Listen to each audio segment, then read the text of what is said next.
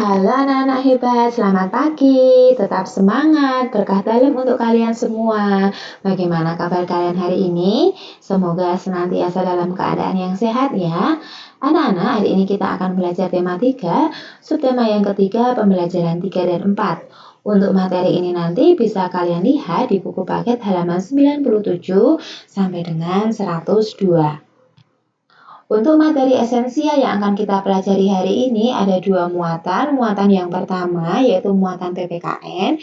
Kita akan belajar tentang tugasku sebagai umat beragama dan budaya gotong royong.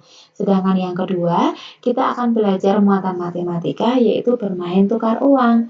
Anak-anak, mari kita mulai pembelajaran kita pada hari ini. Untuk yang pertama, tugasku sebagai umat beragama. Nah, apa saja ya Bu tugas kita sebagai umat yang beragama? Kemarin kalian sudah belajar bahwa di Indonesia itu memiliki 6 agama. Jadi, kita memiliki 6 agama yang diakui di Indonesia. Nah, terhadap pemeluk agama lain, bagaimanakah sikap kita seharusnya? Yang pertama, tugasku sebagai umat beragama 1. Kalian harus berdoa sesuai agama yang dianut. Ya, setiap pemeluk agama harus berdoa sesuai agama yang dianut. Kemudian yang kedua, tidak boleh mengejek teman yang berbeda agama. Kemudian yang ketiga, harus menghormati dan menghargai teman yang berbeda agama. Kemudian yang keempat, harus mengizinkan teman untuk melaksanakan ibadah agamanya. Nah, mungkin Brina bisa memberikan penjelasan sedikit. Berdoa sesuai agama yang dianut ya. Kalian harus berdoa sesuai agama yang dianut. Ya, misalkan kalau yang Kristen, ya berdoa dengan caranya sendiri di gereja, sesuai ajarannya. Kemudian kalau yang Katolik harus buat tanda salib dulu. Kemudian kalau yang Islam, ya sholat. Nah, kemudian yang kedua, tidak boleh mengejek teman yang berbeda agama. Ingat, semua agama itu baik. Semua agama mengajarkan hal yang baik. Makanya, kalian tidak boleh mengejek teman yang berbeda agama. Kalian semua itu sama. Ya, tidak ada agama yang paling baik, tidak ada agama yang paling jelek karena semua agama itu adalah sama. Kemudian untuk yang ketiga, kalian harus menghormati dan menghargai teman yang berbeda agama. Ini sama seperti nomor 2 tadi. Karena semua agama itu adalah baik, maka kamu harus menghormati dan menghargai. Tidak boleh menjelekkan. Tidak boleh merasa kalau agama kita itu yang paling baik, agama kita yang paling benar. Tidak, karena semua agama itu baik. Kemudian yang keempat, mengizinkan teman untuk melaksanakan ibadah agamanya. Nah, jadi misalkan ketika kalian bermain, kemudian kalian bermain dengan teman yang berbeda agama, misalkan ada yang agamanya Muslim, dia mau izin untuk sholat dulu, ya kalian harus mengizinkan. Ya, kemudian ada lagi, misalkan kalau kalian sedang bermain pada waktu hari Minggu, kalian harus pergi ke gereja, teman yang lain juga harus mengizinkan. Nah, seperti itu ya anak-anak.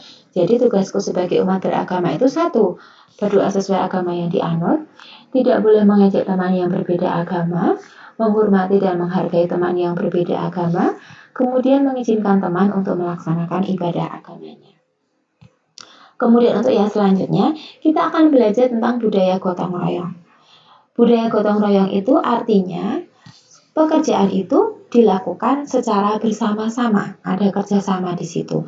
Gotong royong itu artinya pekerjaan itu dilakukan secara bersama-sama. Nah, bersama-sama. Tentunya dalam gotong royong itu adalah kerjasama untuk kepentingan bersama, bukan untuk kepentingan pribadi. Jadi untuk kepentingan bersama. Contohnya apa saja kegiatan gotong royong itu? Misalkan kalau di sekolah, kerja bakti membersihkan lingkungan sekolah. Kemudian kalau di tempat tinggal kalian, kerja bakti membersihkan selokan, kerja bakti membangun rumah penduduk, dan sebagainya. Jadi intinya kalau gotong royong itu adalah pekerjaan dilakukan secara bersama-sama untuk kepentingan bersama. Ya, itu adalah gotong royong.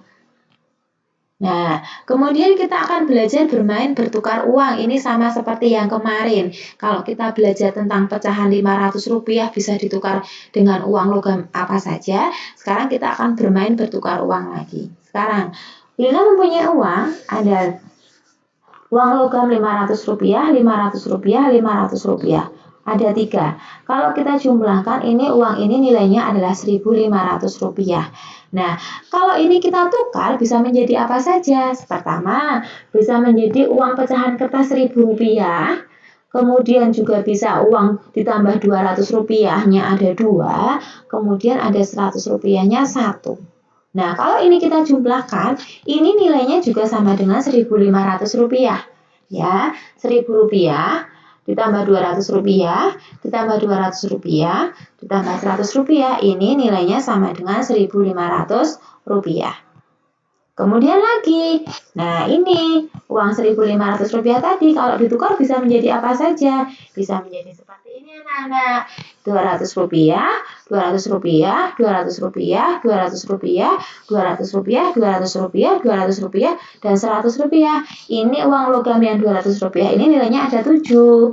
Nah, ditambah Rp100. Ini tadi yang Rp200 ditambah Rp200 kan Rp400. Tambah Rp200, Rp600, tambah Rp200, Rp800, tambah Rp200 adalah Rp1.000, ditambah Rp200 adalah Rp1.200, ditambah 200 itu adalah Rp1.400, kemudian ditambah Rp100 menjadi Rp1.500. Nah, untuk tugas sharing hari ini, Bella memiliki satu tugas saja. Untuk tugas yang pertama, silakan anak-anak gambarlah variasi pecahan yang senilai dengan uang Rp1.000 di samping. Jadi, Bella kan mempunyai uang Rp1.000 kertas ini. Kalau kamu tukar variasi pecahannya apa saja? Ya, uangnya tidak usah kamu gambar, tapi kamu tuliskan nominalnya saja. Ya, berapa. Seperti itu, seperti contohnya yang tadi. Ya, silakan gambarlah variasi pecahan yang senilai dengan uang Rp1.000. Kemudian yang kedua, gambarlah variasi pecahan yang senilai dengan uang Rp2.000. Nah, kamu punya uang Rp2.000 kertas. Kalau ditukar dengan uang yang lain agar nilainya sama dengan Rp2.000, kira-kira variasinya bagaimana? Silakan kalian tuliskan, tidak usah digambar. Tuliskan nominalnya saja. Ya, kemudian ini gambarlah variasi pecahan yang senilai dengan uang Rp3.000, Rp2.000 kertas dan Rp1.000 logam. Silakan kalian tuliskan variasinya. Nah, untuk tugas ini, silakan kalian kerjakan di buku tugas. Nanti kalau sudah selesai, kemudian difoto dan dikirimkan di classroom. Seperti itu ya anak-anak. Jadi nanti cara mengerjakannya seperti contoh yang sudah Bu Lina sampaikan tadi. Ingat tidak usah digambar, tuliskan nominalnya saja. Sebutkan variasi apa saja yang nilainya nanti sama seperti yang uang yang Bu Lina sampaikan di sini. Paham? Oke, kalau sudah paham, selamat belajar ya. Selamat mengerjakan tugasnya. Tetap semangat dan selalu patuh pada nasihat orang tua. Terima kasih.